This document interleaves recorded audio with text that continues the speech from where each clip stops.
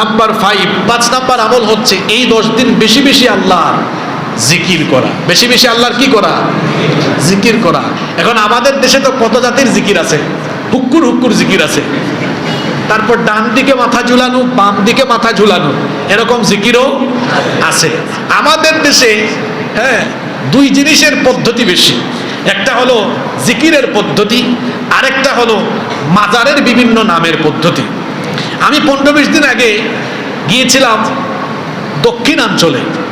তো আমি কুষ্টিয়ায় যাচ্ছি, যাওয়ার আগে রাজবাড়ি পড়ে, রাজবাড়ি শহরেই দেখলাম বিরাট বড় সাইনবোর্ড। সাইনবোর্ডের মধ্যে লেখা যে বাবা জামাই পাগল এর মাজার শরীফ। কি পাগল? তো বিষয়টা আমার কাছে খুব ইন্টারেস্টিং মনে হলো। আমি একটু ছবি তুললাম, অনেকে হয়তো ফেসবুকে দেখছেন, তাই না? এটা দিয়েছি এই কারণে আমার কাছে মনে হইলো, আচ্ছা জামাই পাগলও যদি থাকে তাহলে নিশ্চয়ই বউ পাগলও থাকতে পারে। একটু মানুষের কাছে জানতে চাই যে জামাই পাগল আমি পাইছি, বউ পাগল কোনো বাবা আছে কিনা।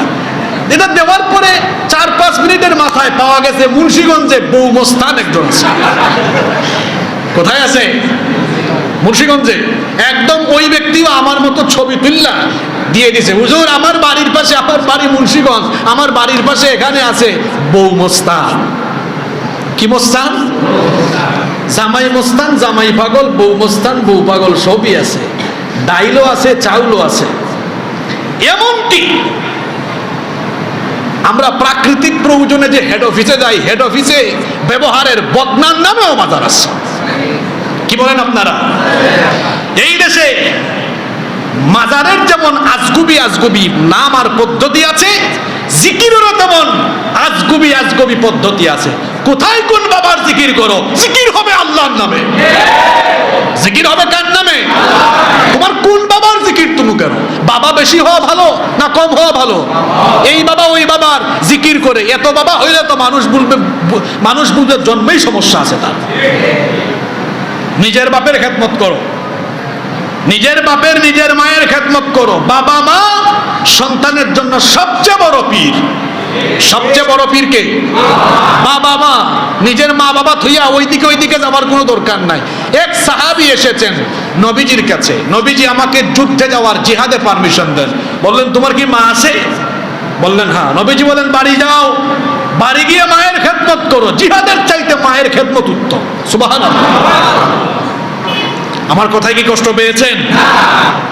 এই দশকে জিকির করা, আর জিকিরটা হুক্কুর হুক্কুর জিকির না, কিছুক্ষণ এইদিকে মাথা ঝুলাইয়া, কিছুক্ষণ এইদিকে মাথা ঝুলাইয়া, এগুলোর নাম জিকির না। শুনেন জিকির কি? নবীজি বলছেন আফদালুয যিকর, সবচেয়ে শ্রেষ্ঠ জিকির হলো লা ইলাহা ইল্লাল্লাহ।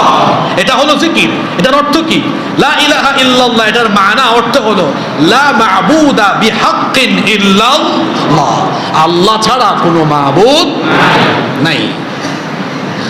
এই জিকির করেন। অথবা আরো জিকির আছে, আপনি জিকির করতে পারেন লা ইলাহা ইল্লাল্লাহ লাহুল মুলকু ওয়া লাহুল হামদু ওয়া হুয়া আলা কুল্লি শাইইন কাদির।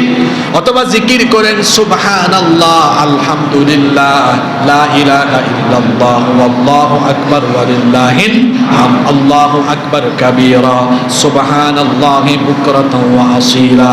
এগুলো পড়েন।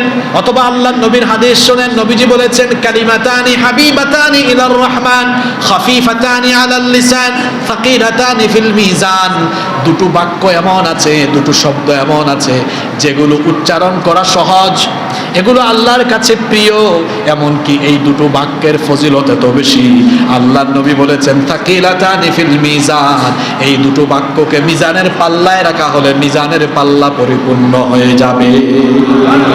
এগুলো আপনাদের জন্য নবীজি বলেছেন খাফিফাতানি আলাল লিসান, আপনার লিসান দিয়ে, জিহ্বা দিয়ে এগুলো উচ্চারণ করা বড় সহজ। আবার এগুলো হাবিবাতানি ইলার রহমান, এগুলো আল্লাহর কাছে প্রিয়। সেগুলো কি? সুবহানাল্লাহি ওয়া বিহামদিহি সুবহানাল্লাহিল আযীম। এগুলো করবেন। কোথায় ডাল বাবা, চাল বাবা, বদনা বাবা, লেংটা বাবা, টাকি বাবা, শেরানি বাবা, মেরানি বাবা, এত বাবা বানাইছো কেন? জিকির হবে কার? আল্লাহ। জিকির হবে কার? আল্লাহ।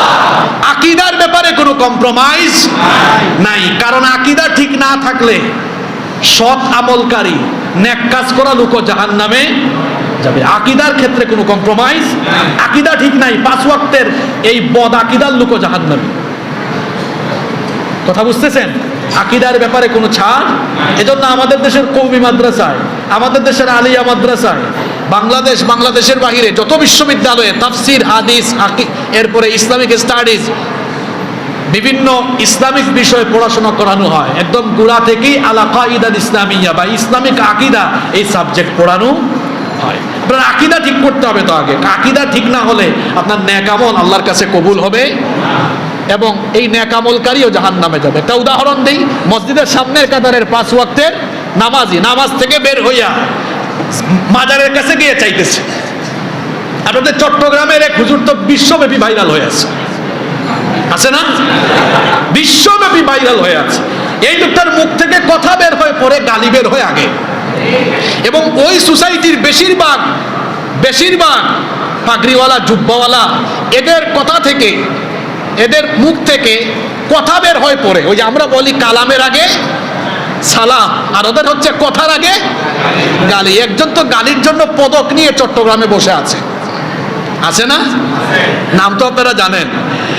তো সে তো গিয়ে চাইতেছে, ও বাজান, বলতেছে কি, ও বাজান, ছেলেগুলা পরীক্ষা দিবে, ইমতিহান মে কামিয়াবি, তাই না? পরীক্ষা ওখান থেকে পাশ করাইতে পারবে? আচ্ছা, আপনাদের কমন সেন্স কি বলে? এই মসজিদে নামাজ পড়ে গিয়ে এই কবরস্থানে যদি কেউ কারো কাছে এরকম চায়, এই নামাজি ব্যক্তি জান্নাতি না জাহান্নামী? বলবেন হুজুর, তারে আপনি জাহান্নামে বানাইছেন কেমনে? আল্লাহ জান্নাত জাহান্নামের মালিক। এক বিষয়ে আল্লাহ তাআলা ফতোয়া দিয়ে দিয়েছেন যে এইটা একদম বিনা হিসাবে জাহান্নামে। ওইটা কি?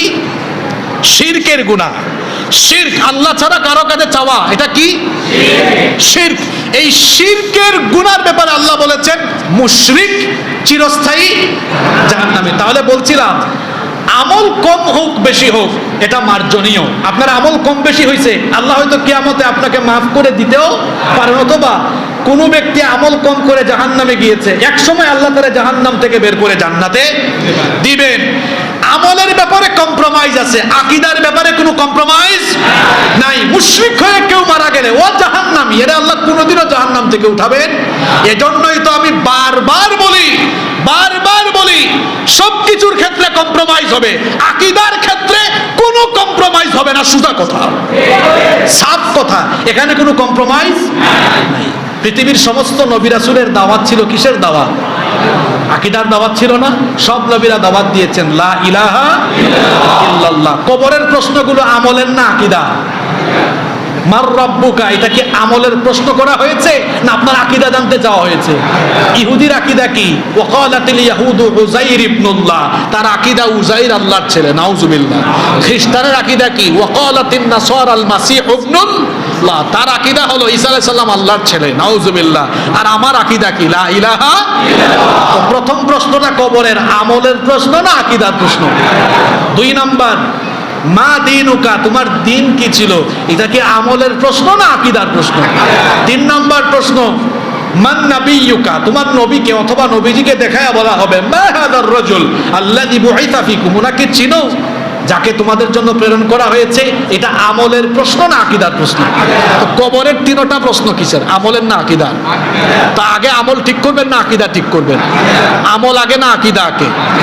আমল কবুল হবে না আকীদা ঠিক না থাকলে। একজন কাফির, একজন অমুসলিম 10 কোটি টাকা দান করেছে, আর আরেকজন 1 টাকা দান করেছে, ঈমান আছে, কাটটা আল্লাহ নিবেন? কাটটা নিবেন? 1 টাকা, কিন্তু অত 10 কোটি দিয়েছে, আল্লাহ ওরটা নিলেন না কেন? এর আকীদা ঠিক নাই। আর 1 টাকা যে দিয়েছে আকীদা ঠিক আছে। তাহলে বোঝা গেল আমল গুরুত্বপূর্ণ না আকীদা গুরুত্বপূর্ণ?